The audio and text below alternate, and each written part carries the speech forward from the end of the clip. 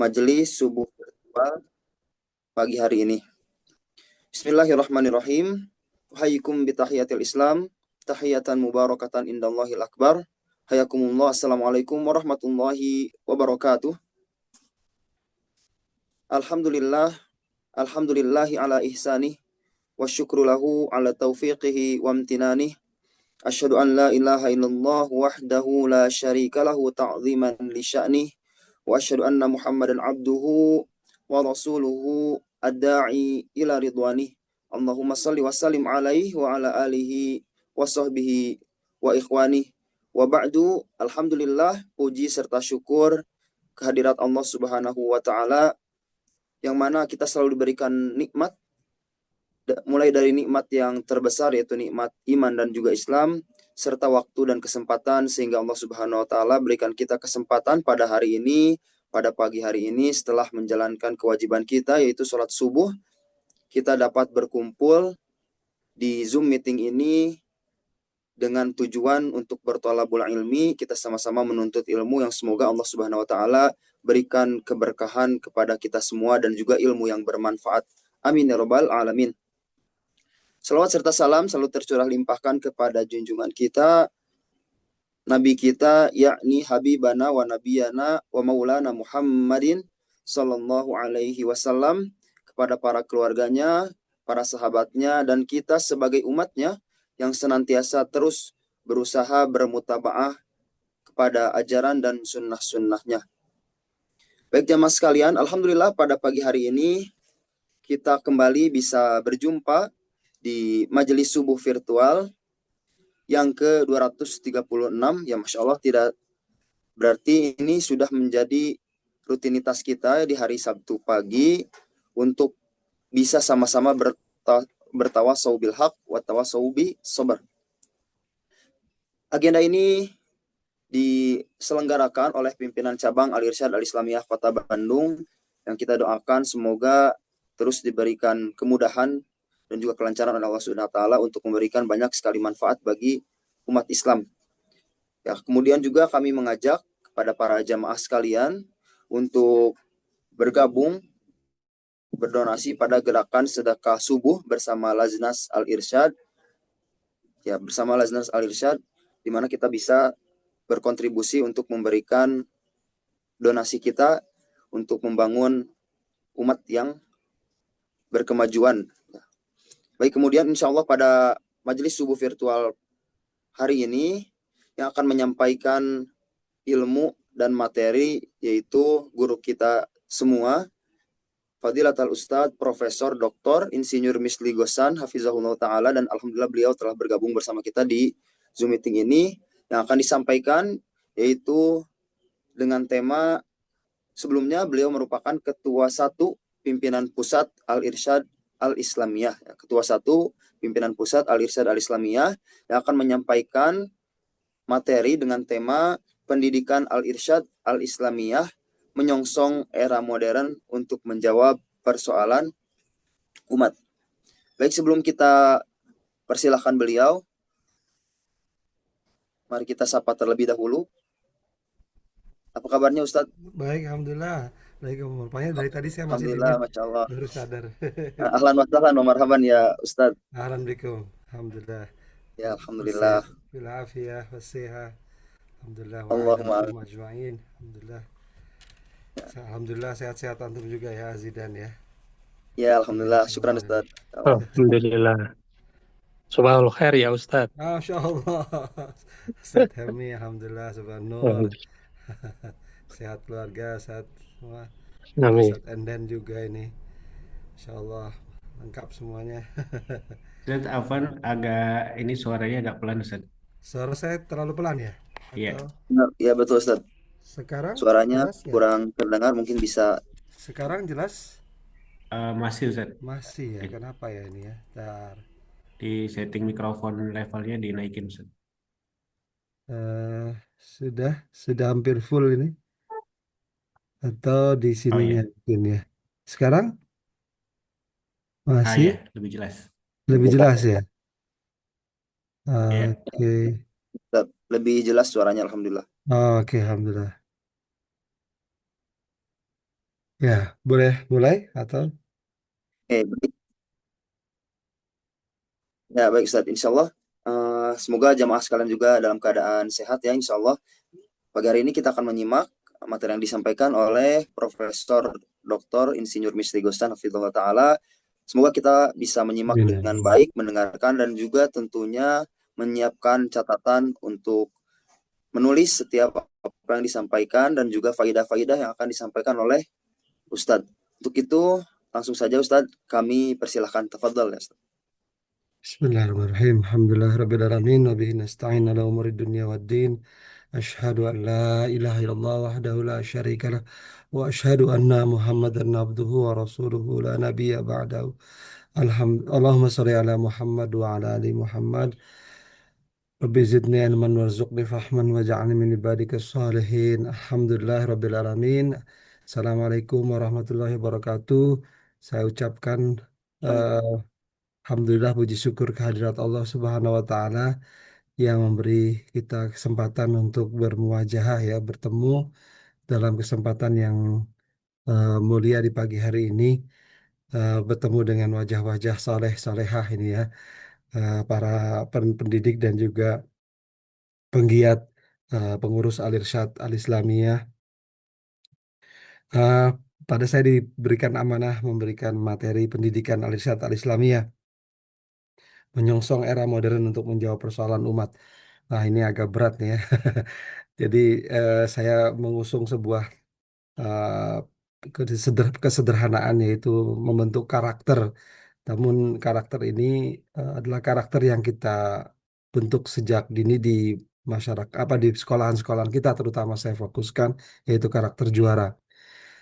Memang kita tidak ingin hanya membentuk juara dalam artian yang semata-mata duniawi gitu ya.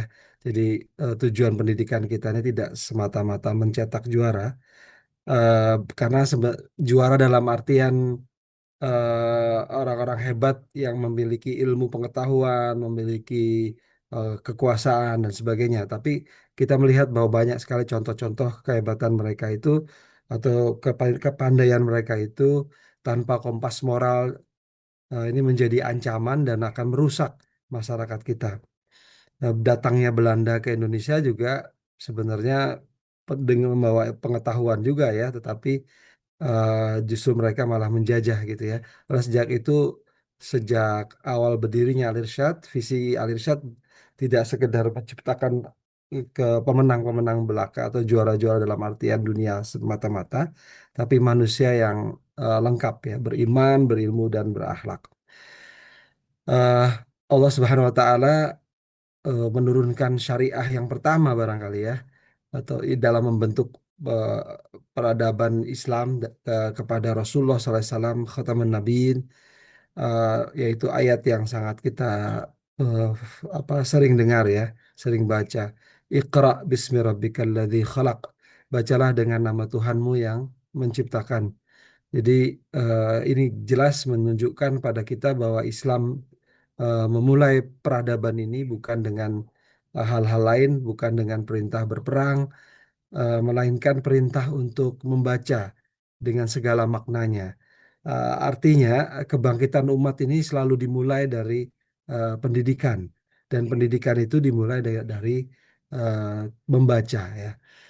Eh, Berikutnya Allah Subhanahu wa taala juga mengingatkan kita bahwa Allah tidak akan mengubah keadaan satu kaum sehingga kaum itu mengubah apa yang ada pada diri mereka sendiri. Innallaha la yughayyiru ma biqaumin hatta yughayyiru ma bi anfusihim. Dalam surat Ar-Ra'd ayat 11 ya. Jadi kita lihat bahwa perubahan bangsa ini selalu dimulai dengan perubahan manusianya. Dan demikian pula dengan kerusakan manusia, kerusakan bangsa, kerusakan sistem, kerusakan tatanan di masyarakat itu dimulai eh, dengan mudahnya kita menerima kerusakan-kerusakan yang ada. Jadi perubahan bagi kita untuk mengubah eh, itu perjuangannya adalah mengubah manusia gitu ya. Dan ini dimulai dari pendidikannya. Nah, Demikian juga dengan Syekh Ahmad Surkati dalam melawan penjajahan atau memerdekakan atau memberikan motivasi kemerdekaan itu dimulai dengan pendidikan ya. Salah satu makna beliau datang ke Indonesia, ke waktu itu belum ada yang nama Indonesia ya, itu adalah untuk melahirkan eh, bangsa yang Muslim yang merdeka gitu ya. Dan dimulai dengan cara berpikir, membentuk cara berpikir dengan mabda al-irsyad ya. Dan kalau kita perhatikan sejak awalnya ya titik nolnya ini beliau mendirikan al-irsyad di tengah-tengah kecengkeraman kolonial ya. Dan fokus utamanya adalah mendidik sebagai senjata melawan penjajahan pemikiran, Ghazal Fikr gitu ya, peperangan pemikiran, bukan sekedar peperangan fisik ya, jasmania semata-mata.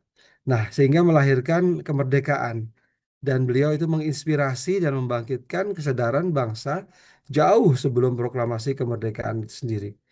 Nah, semangat kebangkitan inilah yang sebenarnya harus menjadi fondasi bagi pembentukan karakter generasi penerus kita, Al-Irsyad saat ini.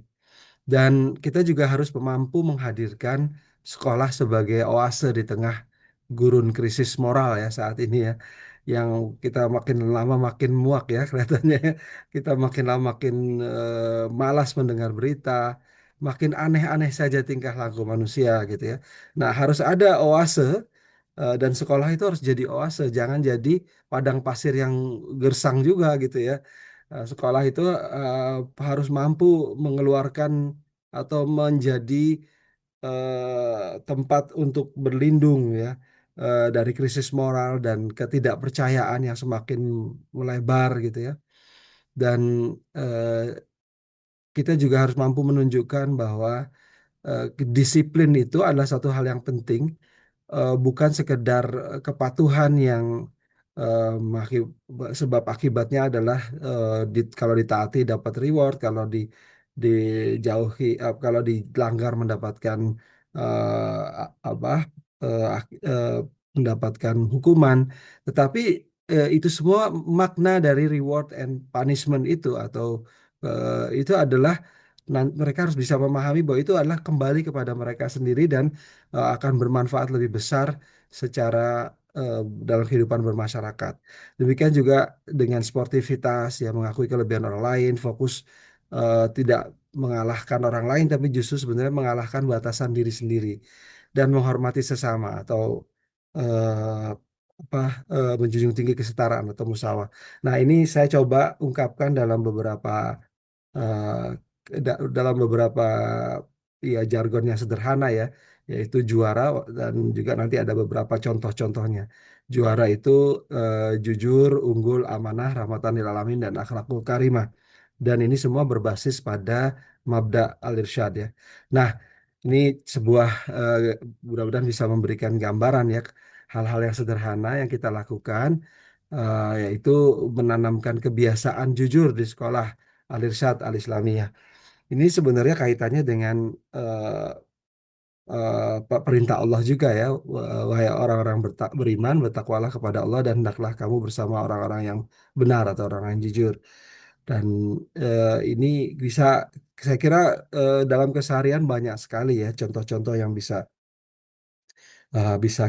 kita sebagai pendidik atau di sekolah maupun di rumah ya bisa memberikan contoh-contoh misalnya ketika menemukan sesuatu barang gitu ya itu dikembalikan dan eh, ketika menerima pengembalian dari orang juga tidak menuduh gitu ya tapi malah bersyukur gitu berterima kasih dan ada banyak bentuk-bentuk lain ya ada kotak amanah juga ketika ujian atau sekolah sebenarnya tingkah laku ini nantinya akan eh, berekstrapolasi ya. Saya menemukan anak-anak yang mahasiswa saya yang memang kelihatan ya dari mahasiswanya sudah baik dan kejujuran mereka juga kesungguhan mereka itu bermuara pada pekerjaan mereka yang juga sukses dan bermartabat, tidak sekedar sukses dalam artian dunia tapi bermartabat. Sementara saya juga melihat ada bakat-bakat yang tidak jujur gitu ya, dan sudah diberi peringatan ketika mahasiswa masih membandel dan sebagainya. Itu memang agak sulit gitu ya, dan mereka terjerembab dalam beberapa kasus gitu ya, kasus-kasus korupsi di nasional gitu. Saya melihat ada sebagian mahasiswa saya, walaupun saya sedih gitu ya. Dan uniknya mereka bisa lolos juga tuh karena kelihayan mereka gitu ya.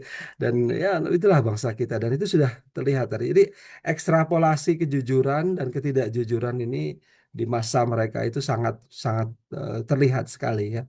Dan sehingga ini sangat penting menanamkan ini di alir syatnya. Dan yang utama sebenarnya menanamkan kepada mereka bahwa sikap jujur ini itu memberikan ketenangan hati gitu. Karena sesungguhnya ketika ketenangan hati ini dilanggar atau ketidakjujuran ini dilanggar, maka ketenangan hati ini menjadi apa ya, menjadi beban bagi mereka. Dan sebenarnya tanamkan kepada mereka bahwa mereka ingin hidup tenang, ingin dipercaya orang, dan semakin dipercaya orang itu semakin banyak juga keberkahan yang mengalir gitu ya.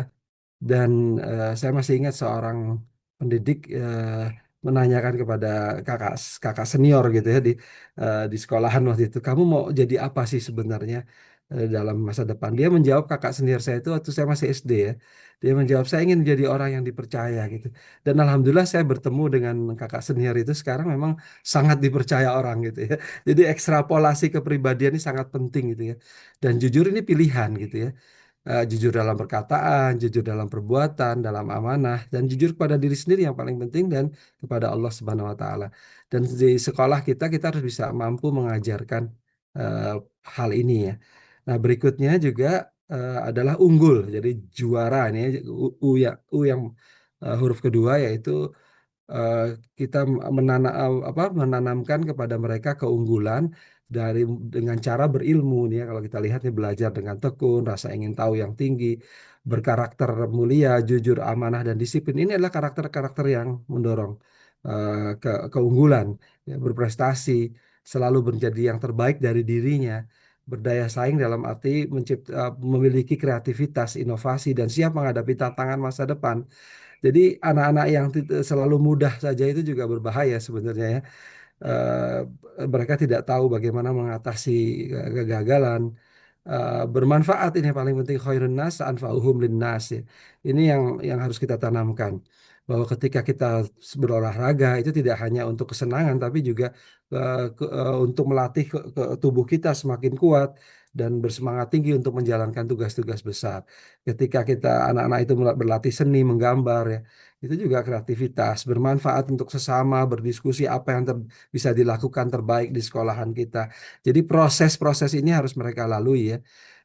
Dan mereka eh, sebenarnya kita sedang menanamkan surat Al-An'am ayat 165 yang ingin menjadikan eh, apa untuk kemuliaan mereka ya sebagai khalifah di muka bumi. Saya ingin agak percepat sedikit ya. Ini oke. Berikutnya adalah amanah.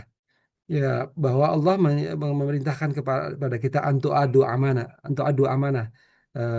untuk untuk memberikan antu adul amanah ya, untuk memberikan amanah kepada yang berhak menerimanya. Dan apabila sesungguhnya Allah menyuruh kamu menyampaikan amanah kepada yang berhak menerimanya, dan apabila kamu menetapkan hukum di antara manusia, hendaklah menetapkannya dengan adil.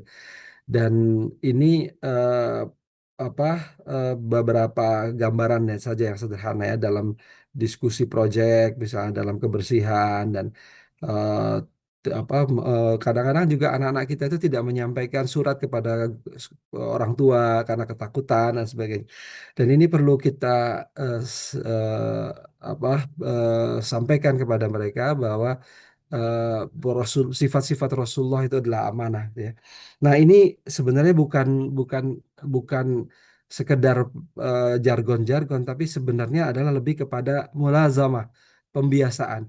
Kenapa? Karena mulazamah ini di luar itu mulazamah yang negatif itu, hal-hal yang buruk itu menjadi lazim gitu ya.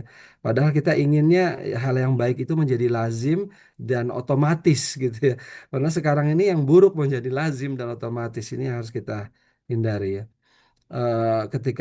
ketika menerima tugas misalnya juga itu juga bagian dari amanah ya. Apa di dalam apa berorganisasi di sekolah itu juga amanah. Dan huruf R yaitu rahmatan lil alamin, dan ini sebenarnya jelas terilhami dari surat Al-Anbiya ya, surat 21 ayat 107, dan wa ma arsalnaka illa rahmatan lil alamin. Tidaklah kami mengutus engkau wahai Muhammad melainkan untuk menjadi rahmat bagi semesta alam. Sehingga proyek-proyek lingkungan ya juga dalam bersikap kepada hewan, dalam bersikap kepada tanaman, dalam bersikap kepada sesama manusia gitu ya, itu juga eh, menjadi bagian dari eh, proses mendidik rahmatan lil alamin. Peduli sesama, mungkin tidak hanya dalam negeri, mungkin juga luar negeri, bahkan global gitu ya. Ini kita berikan. Bahkan juga sebenarnya tanpa memandang suku, agama, dan latar belakang. Yang jelas anak-anak itu diberikan cara-cara sederhana dalam menghadapi kehidupan, ya dalam memahami kehidupan dan dalam menghargai kehidupan ini, yaitu menjaga alam, menebar kebaikan, toleran dan menghargai, serta ilmu untuk kebermanfaatan. Nah, yang terakhir yaitu dalam juara ini, bukan terakhir dalam materi ya. Materinya ini baru baru setengah ini. Terus saya makanya agak kebut sedikit. Akhlakul karimah ya. Sesungguhnya inamabu itu utami memakarimal akhlak ya. Sungguhnya aku Muhammad ya, maksudnya ini salah nih ya. Diutus hanya untuk menyempurnakan akhlak yang mulia.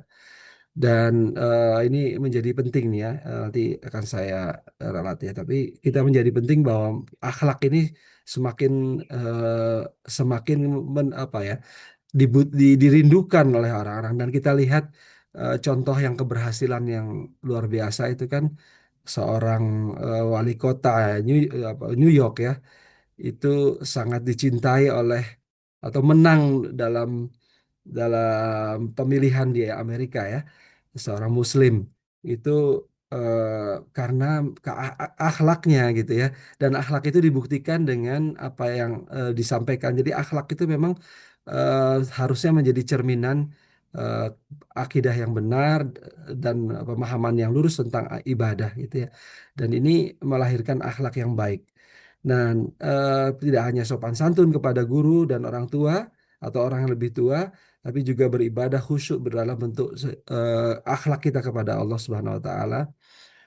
Juga jujur dalam perbuatan, peduli lingkungan, ini juga eh, mencerminkan keikhlasan, tawadu, amanah, sabar, pemaaf, dermawan dan lain-lainnya. Ini adalah cerminan keimanan dan kunci keberkahan ilmu ya. Nah, saya ingin menggambarkan bahwa pendidikan itu harusnya menjadi laboratorium karakter ya. Nah, ini bahasa ininya strategi habituasi atau mulazamah sebenarnya ya, pelaziman. Nah, karakter ini tidak bisa dihajarkan hanya lewat mengajar di papan tulis atau di whiteboard atau dengan materi presentasi gitu ya. Tapi dia harus ditularkan dan dipraktikkan secara real. Dan kita harus bisa ketika kita mempraktikkan itu, nanti ada waktu-waktu di mana kita harus bisa apa ya membuat mereka merefleksikan ya. Misalnya guru gitu ya mempraktikkan disiplin, menghargai waktu dan stop aktivitas. Nanti ada harapannya guru itu juga menggambarkan bahwa ini kita lakukan sebenarnya untuk membuat kualitas ini semakin nanti terwujud di masyarakat gitu. Dan kita harus bisa menjadi role model, gurunya maupun anak-anak itu juga nanti harus menjadi role model bagi sekitarnya. Lalu kita juga harus bisa menunjukkan apresiasi proses ya, yaitu merayakan siswa yang sportivitas terbaik, toleransi tertinggi. Maka kemarin tuh saya sangat menghargai sekali ada acara di Kerawang ya, itu sangat bagus sekali, ada apresiasi proses ya. Walaupun itu dilakukan di ujung, tapi itu menggambarkan bagaimana proses itu sangat dihormati. Berikutnya adalah jembatan sosial. Jadi melatih siswa menginisiasi proyek kemanusiaan agar akhlak mulia itu mengalir keluar menjadi solusi yang real, yang nyata bagi masyarakat. Dan ini harus dibuat ya, proyek-proyek semacam itu memang harus kita buat. Nah, eh, ini nextnya, oh ya, ya berikutnya adalah menanamkan jiwa musyawarah dan adalah. Ini adalah sangat penting di saat ini ya, bahwa ketidaksetaraan itu semakin semakin terpampang ya. Dan ketika orang memilih pejabat dan sebagainya, itu semakin apa landasannya, kita semakin mengerikan sebenarnya sekarang. Nah, ini anak-anak harus mereka akan menghadapi keguncangan begitu nanti remaja kalau tidak kita sadarkan dari awal, dan kalau mereka tidak punya oase untuk melihat bahwa ada loh dunia yang benar, itu ada dan bisa diwujudkan gitu ya, yaitu di sekolahan dan di rumah dan di organisasi, di Al-Irsyad. Kalau mereka tidak punya oase-oase semacam ini, mereka akan kelelahan menghadapi dunia yang semakin tidak adil, semakin tidak setara, dan semakin tidak logik gitu ya dalam dalam pelaksanaan. Nah, ini saya ingin gambarkan lagi di sini beberapa hal yang mungkin bisa memberikan gambaran kepada anak-anak itu bagaimana menerapkan sifat atau konsep keadilan dan kesetaraan atau al-musawah itu ya, di sekolah Al-Irsyad Al-Islamiyah. Jadi kalau tidak, kita harus menunjukkan nih, jangan sampai malah guru-gurunya nauzubillah ini ya, atau orang tuanya nauzubillah, kakak-kakaknya di rumah nauzubillah, kita lihat di televisi ya, ada banyak sekali contoh-contoh pagar makan tanaman, itu banyak sekali. Dan ini harus kita jauhi ya, mulai dari menghindari bullying, atau kita menegakkan penghargaan ya. Jadi intinya adalah anak-anak itu merasa aman, dihargai dan diterima dalam lingkungannya dalam kondisi yang baik itu ya. Termasuk berani menolong juga, karena menolong itu memerlukan keberanian juga ya. Kadang tidak diterima juga ketika orang menolong gitu ya, dia harus menerima konsekuensi itu dengan keikhlasannya. Berorganisasi dan bermusyawarah, melatih kesamaan derajat, menghargai pendapat, dan mengambil keputusan bersama. Dan kalau ini dilatih, maka insya Allah Al-Irsyad nanti akan mendapatkan orang-orang terbaik, bukan semata-mata karena nasab ya, tapi juga karena memang karena kesamaan derajat ini. Jadi kita tidak sama dengan organisasi lain yang mengagungkan nasab ya. Kita justru sebenarnya sedang menegakkan kesetaraan. Nah, ini yang harus kita angkat gitu ya. Dan kita mengingatkan kepada mereka, inna akramakum indallahi atqakum gitu ya. Eh, Pentingnya kita untuk eh, menyadarkan bahwa kemuliaan di hadapan Allah itu karena ketakwaan, sportivitas, bermain bola, bermain voli dan lain-lainnya, berbagi dalam antri ini ya, eh, antrian, dia mengutamakan orang lain, mengerjakan tugas-tugas kelompok, adil dalam proses pembelajaran. Maka guru-gurunya harus hati-hati nih ya, orang tua juga harus hati-hati dalam sikap adil kepada anak-anak atau siswa ya, menghargai perbedaan suku, bahasa dan lain-lain, mengembalikan hak orang lain. Ini kelihatan hal yang sederhana, tapi saya ulang-ulang ini karena memang orang bahkan tidak merasa berkorupsi itu adalah mengambil banyak hak orang lain. Ini semata-mata mereka itu merasa bahwa orang lain juga begitu kok gitu ya. Nah, ini mengerikan sekali sekarang nih. Nah, bahkan mereka menggunakan hasil korupsi itu untuk beribadah, quote unquote itu ya. Mengerikan sekali ini sebenarnya kondisi sekarang ini. Keadilan di rumah juga penting ya. Nah, kita ini keluarga besar Al-Irsyad, insya Allah kita mampu adil dalam bersikap, setara dalam hak, menghormati, tolong menolong, dan mewujudkan kebaikan bersama. Nah, ini juga ada satu yang ingin saya gambarkan, bahwa anak-anak itu harus berlatih berbisnis juga gitu ya. Dan kenapa ini penting? Tidak sekedar melatih kemampuan mereka berbisnis pada hakikatnya, tapi juga menghadirkan pendidikan bisnis yang amanah gitu ya. Ini prophetic entrepreneurship. Walaupun saya nggak terlalu suka sih penggunaan kata prophetic ini, karena seolah-olah itu mengacu pada nubuwah gitu. Tapi yang saya maksud adalah prophetic di sini adalah divine atau ilah, kehadiran kita segala sesuatu dalam rangka beribadah kepada Allah gitu. Bahwa ketika kita berdagang juga ini menegakkan keadilan ekonomi, ini juga sebenarnya kita sedang menjadikan mereka bukan hanya bisnis yang tangguh, tapi juga mengamalkan sunnah Rasulullah SAW melalui metode yang fun ya, yang menggembirakan. Nah, experiential learning inilah harus ditanamkan. Kebetulan saya waktu ke Thailand ya sempat berkunjung ke sebuah daerah yang banyak muslimnya juga. eh, Ya bukan di selatan ya, tapi justru di utara. Itu saya juga kaget juga itu. Bahkan ada satu sekolah unggulan ya di Udon Thani itu nama daerahnya. Itu saya masih teringat. Itu daerah itu sebenarnya tidak berbaur sekali antara muslim dan non muslim. Namun ada satu sekolah yang sekolah Islam yang menjadi sekolah unggulan di sana, murid-muridnya campur, dan itu ada Kids Market Day. Pas saya mengunjungi itu pas ada market gitu ya. Dan anak-anak itu gembira sekali, mereka berlatih marketing, mereka berlatih melayani pembeli, mereka menjelaskan apa keunggulan produknya. Produk-produk sederhana, sabun-sabun yang mereka buat dalam praktek sehari-hari. Dan ini melahirkan apa ya perasa pengalaman yang sangat luar biasa. Dan ini membentuk juga karakter, jadi menjadi laboratorium karakter. Dan yang paling utama adalah bukan sekedar profit, tapi keuntungan itu harus menjadi sarana untuk menjadi rahmatan lil alamin melalui zakat, sedekah, dan sebagainya. Pengalaman ini yang harus dibentuk. Nah, ada ide terakhir yang ingin saya sampaikan, mungkin mudah-mudahan, aduh udah jam 6 nih ya, saya ingin sangat banyak diskusi sebenarnya. Mendekatkan anak itu dengan pengetahuan dan teknologi sejak dini.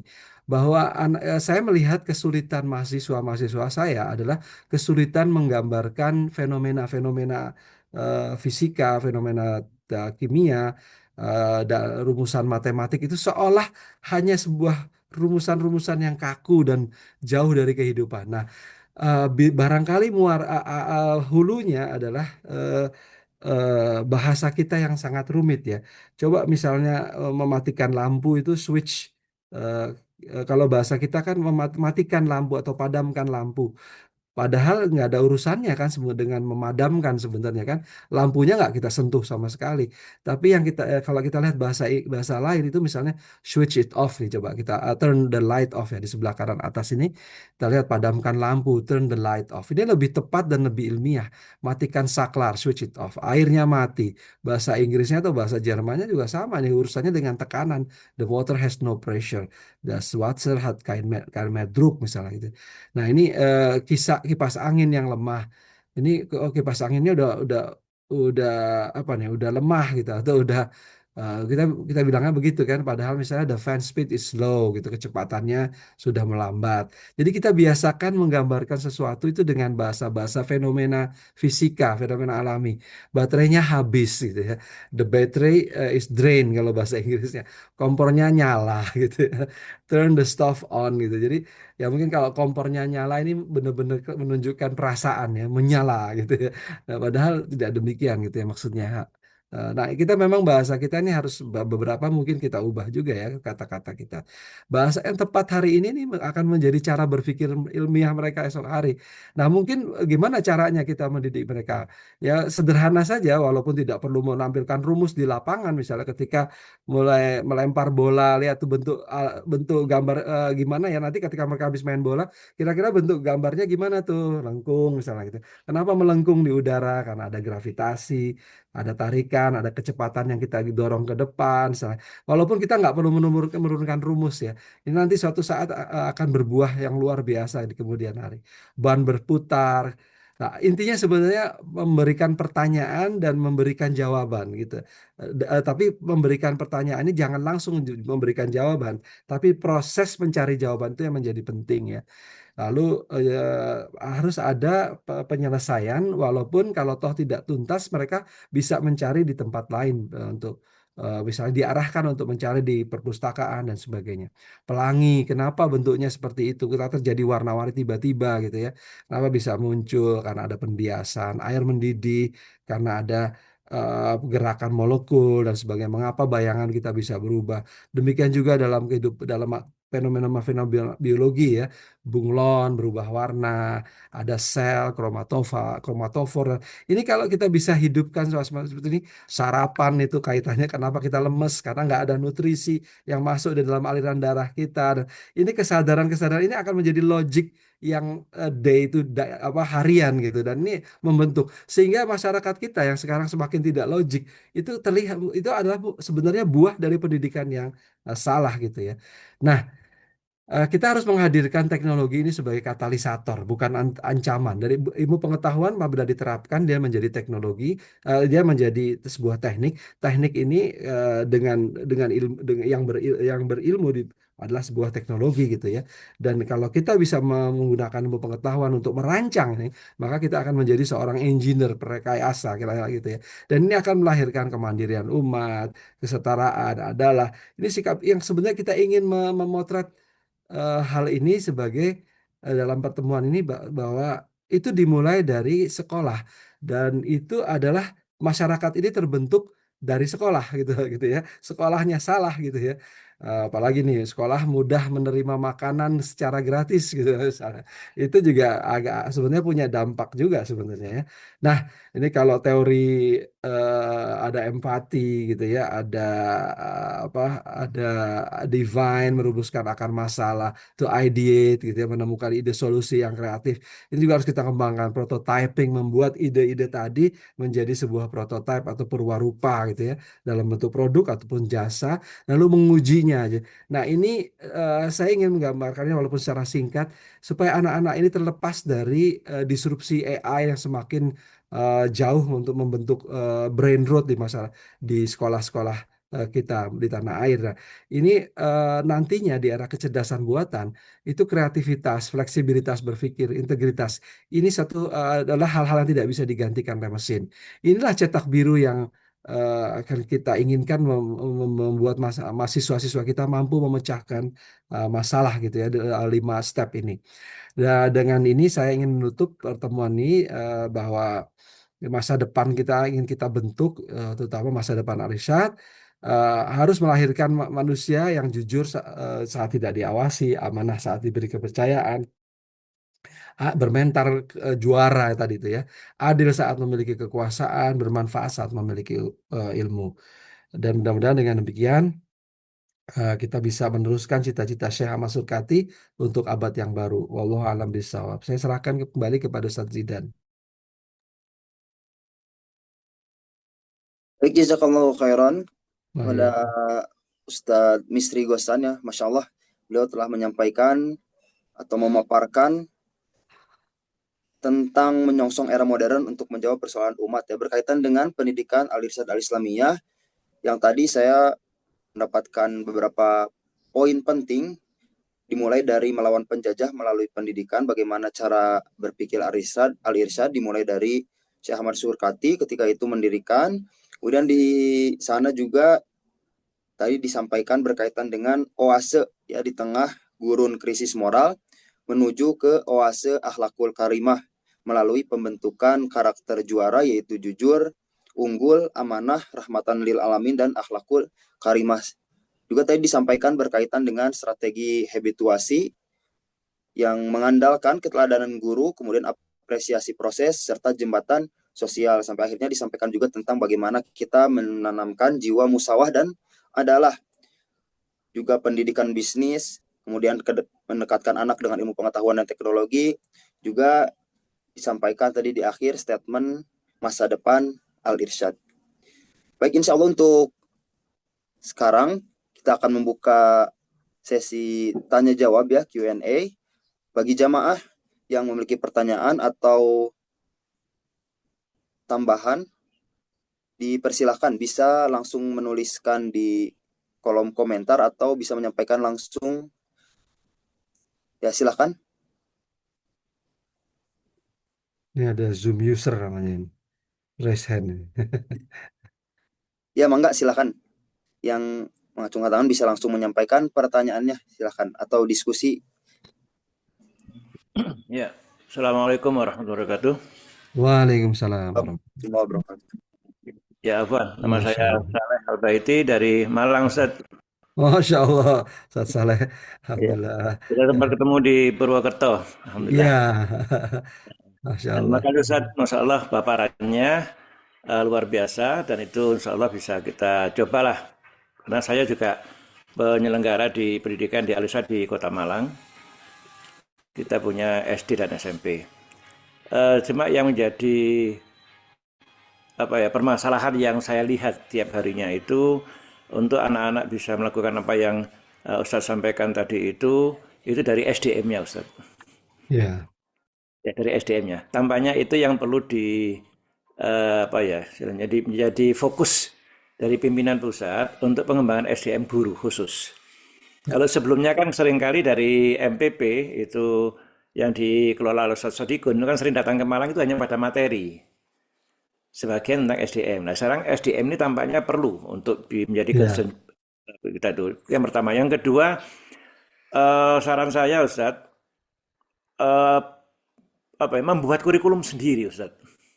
ya, Jadi kalau insya anak Allah. sendiri juga mantan guru, anak mantan PNS sudah pensiun alhamdulillah. Kita nggak bisa percaya lagi dengan kurikulum nasional Ustadz. Nggak bisa sudah. Betul, Terlalu banyak yang betul, wasting time. betul, betul. Yang anak analisa, coba kita lihat ya. Anak-anak belajar PPKN mulai kelas berapa? SD kelas 1 sampai perguruan tinggi. Yang Iya, dipelajari itu apa? ya, betul. Nah, itu yang perlu kita sederhanakan. Nah, alhamdulillah, saya semua itu di Malang. Jadi PPKN itu yang selama 6 tahun di SD, itu saya jadikan 3 tahun, Ustaz. Cukup sudah. Itu yang pertama. Kemudian yang kedua, saya mencoba untuk merubah untuk tahun ini materi-materi yang sifatnya itu keduniaan, istilahnya materi-materi yang berhubungan dengan akademik dan sebagainya, yang non agama, non religion, itu saya masukkan di jam-jam pagi. Ba'da zuhur sudah urusannya din sudah. Ini saya Hmm. mencoba melakukan itu. Nah, tampaknya konstruksi kurikulum yang seperti ini perlu kita bahas, Ustaz. Afwan itu Betul, sekedar betul. saran, mudah-mudahan bisa Insya Allah. kita diskusikan lebih lanjut nanti ya. Syukran. Assalamualaikum warahmatullahi wabarakatuh. Waalaikumsalam warahmatullahi wabarakatuh. Ustaz Saleh Al-Baiti ya. Insya Allah ini saya langsung tanggapi ya. Sepakat sekali nih Ustaz, SDM ya. SDM kita insya Allah Alhamdulillah kita sudah mulai eh, merambah lebih jauh ya, menyadari pentingnya pembentukan SDM. Kita mulai dengan sekolah, kita mulai dengan kampus nih sekarang ya. Setelah MPP juga nanti banyak program-program dengan forum komunikasi koordinasi atau eh, pendidikan ya. P-nya itu apa ya? FKP, Forum Koordinasi Kolaborasi, forum Kolaborasi kolaborasi pendidikan. Pendidikan. Nah, ini tingkatnya provinsi ya sebenarnya, tingkat wilayah, maaf, tingkat wilayah. Itu juga nanti kita akan lebih galakkan lagi. Juga kampus-kampus Alirsat ini mulai mulai bermunculan nih sekarang. Sukabumi nampaknya juga ingin membangun juga nih, harus kita dukung juga nih Sukabumi.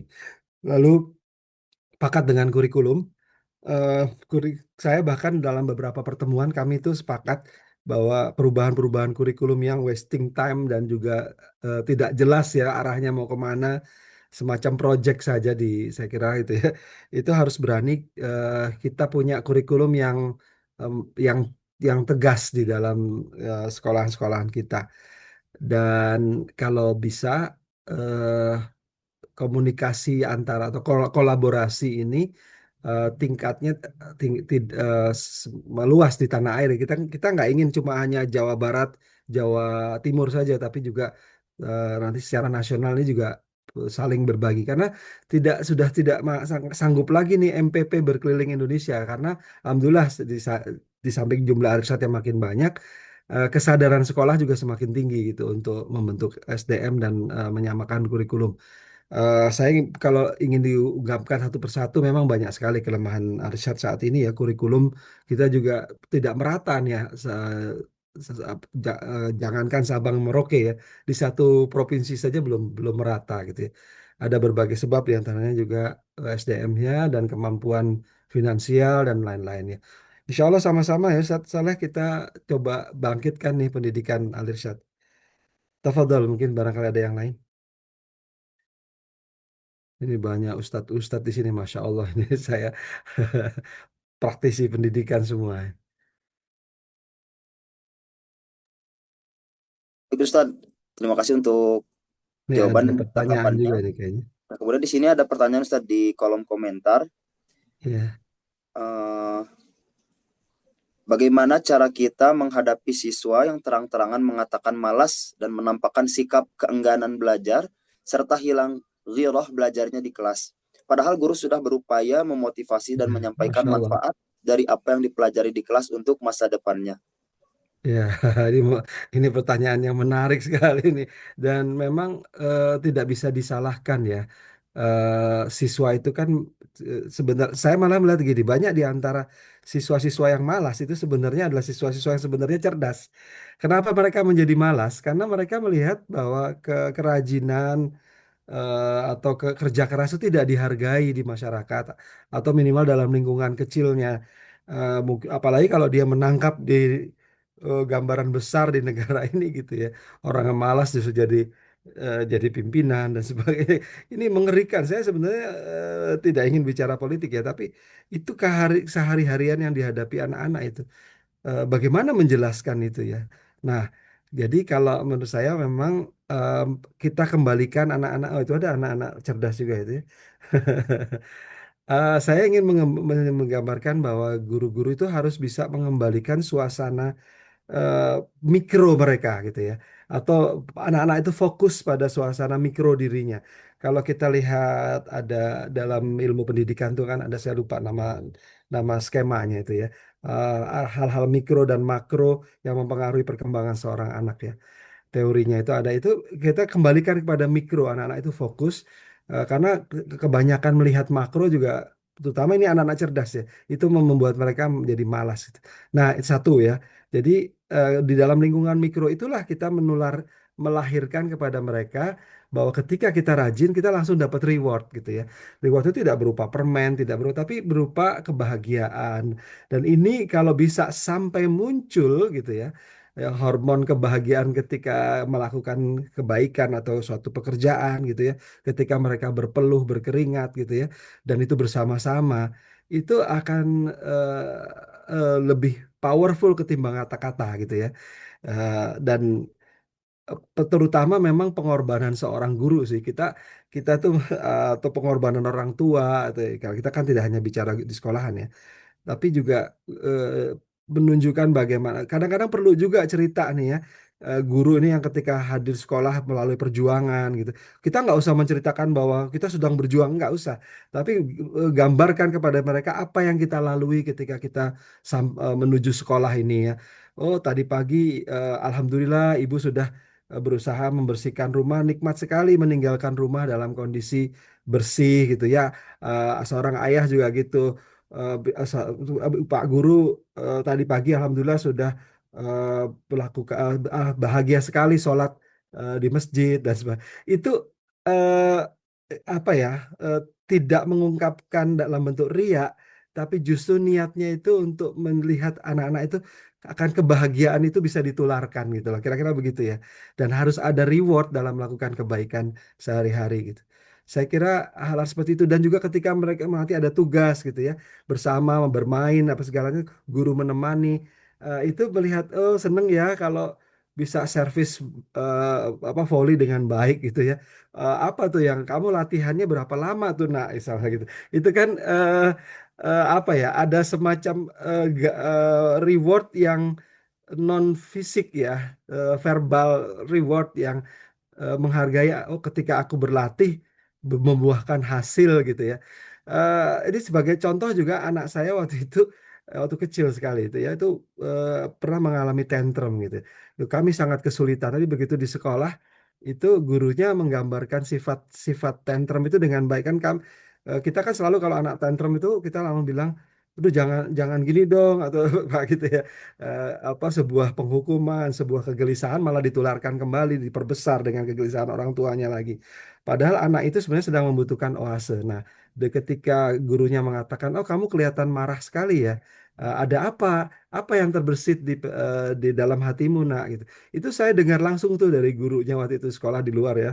Anak itu akan memberikan eh, apa ya, memberikan kemampuan anak itu untuk menerjemahkan perasaannya sekaligus mendapatkan oase yang damai gitu ya. Oh, ada loh orang yang memperhatikan perasaannya gitu ya.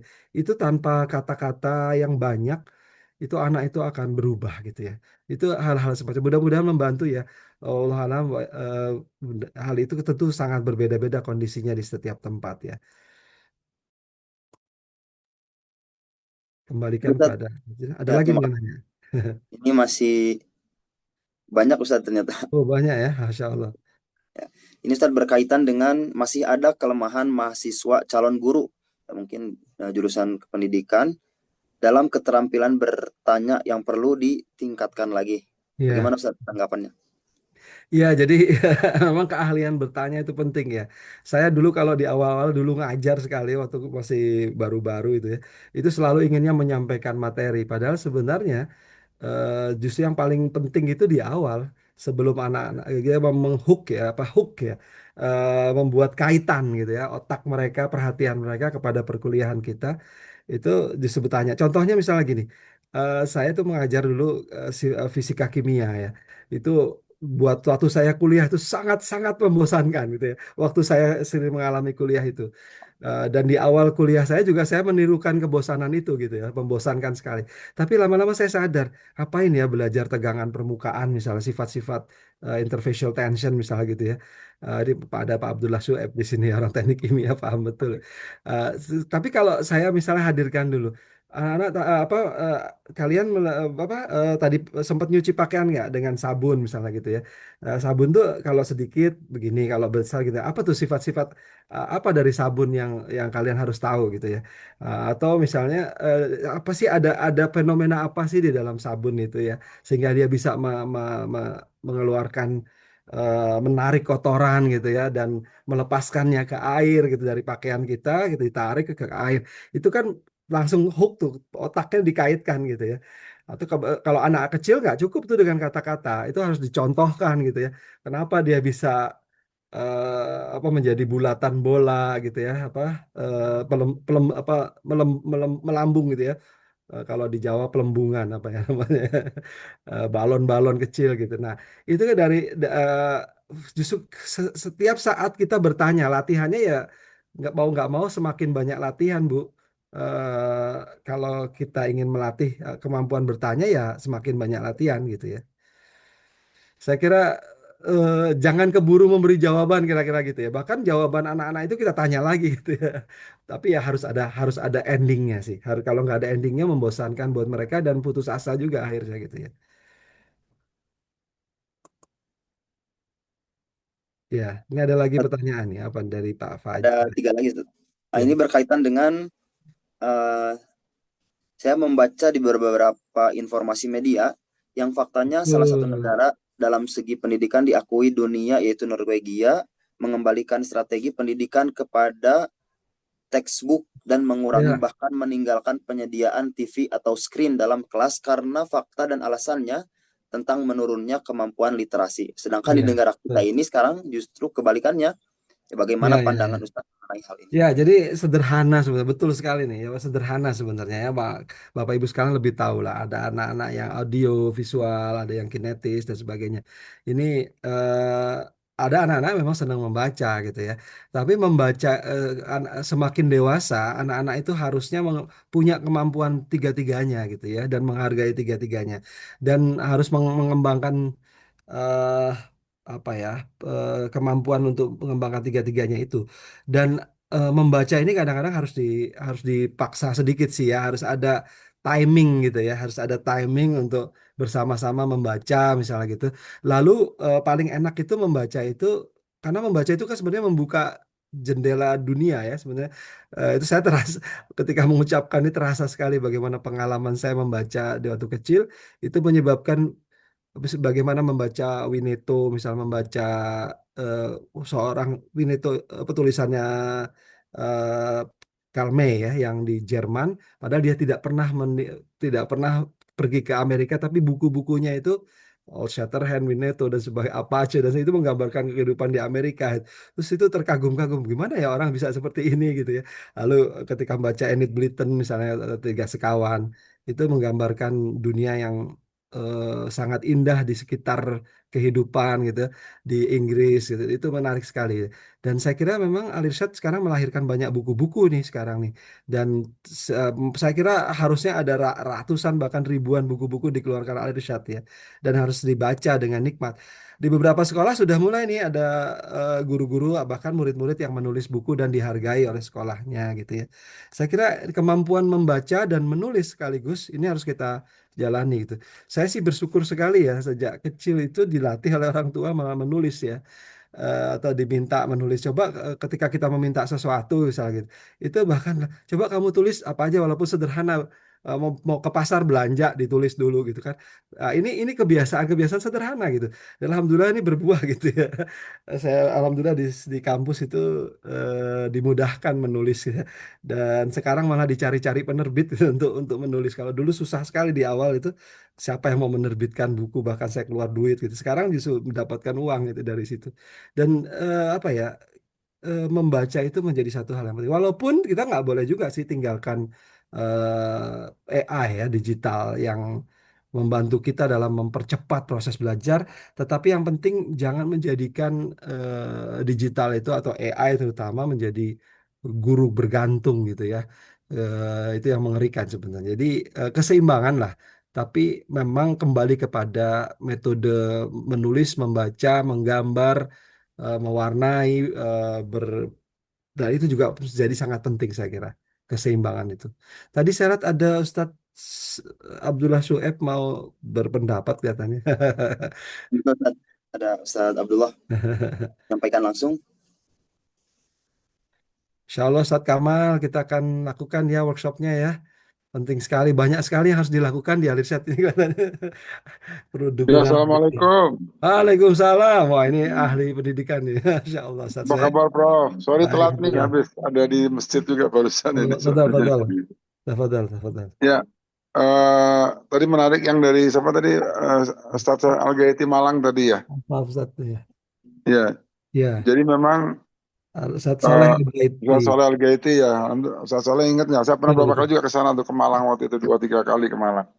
Apa namanya, memang problem utama kita dua sih kalau mau lihat, kurikulum sama SDM ya. Kurikulumnya memang bebannya itu luar biasa. Kemarin baru kotak-kotakan sama Banyuwangi. Ya, kok terputus ya?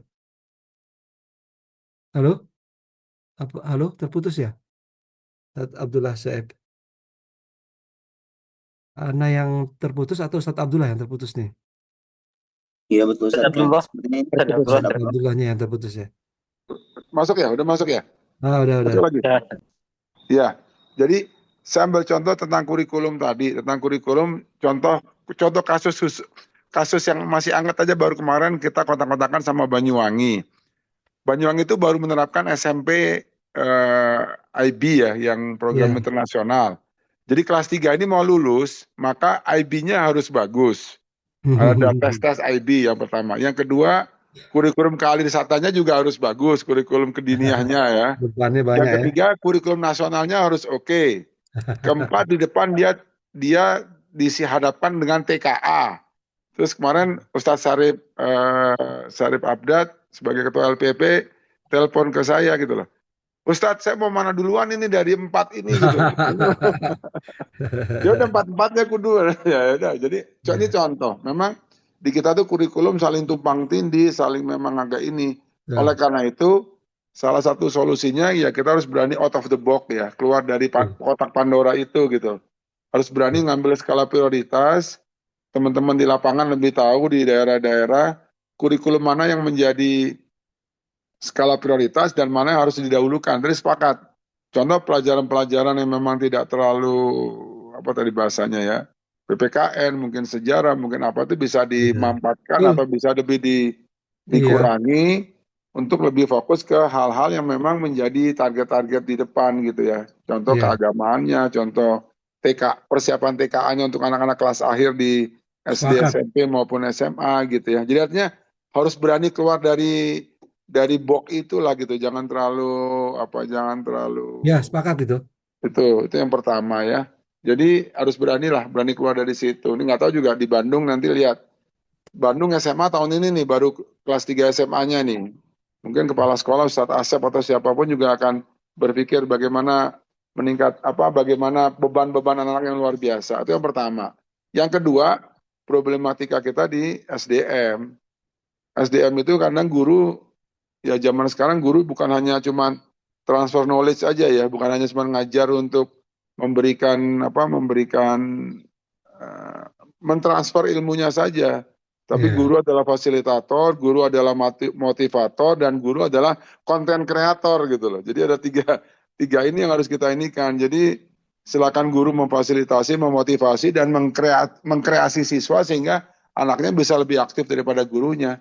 Kalau sekedar Betul. mentransfer ilmu hari ini, Mbah Google insya Berat, Allah berat. lebih pintar daripada kita. Mbah Sepakat, Google sepakat. lebih komplit daripada kita seorang guru. Tapi kalau Berat. Ya. memfasilitasi, memotivasi, dan bahkan menjadi konten kreator bagi anak-anak kita, insya Allah menjadi anak tertarik untuk belajar lebih dalam.